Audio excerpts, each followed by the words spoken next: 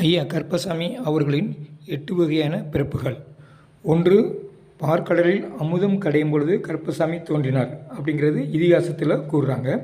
2வது இவர் விஷ்ணுனுடைய புத்திரன், விஷ்ணுடைய தம்பி அப்படிங்கிற ஒரு செய்தியும் இருக்குது. 3வது வால்மீகி ஐயா அவர்கள் தர்பை புல்லை கிள்ளி போட்டு அதற்கு உயிர் கொடுத்திருக்கிறார். அதன் பின்பு ராமன் அவர்கள் கற்ப அன்பு ஒரு பெயரை சூட்டியுள்ளார் அப்படிங்கிறது இருக்குது.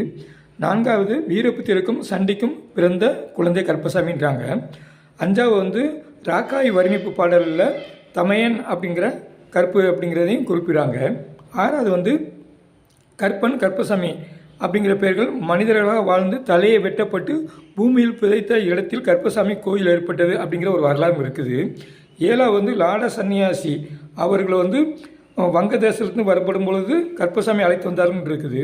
8வது ஜமத்கினி முனிவருக்கும் ரேணுகா தேவிக்கும் பிறந்த குழந்தை கருப்பசாமி என்று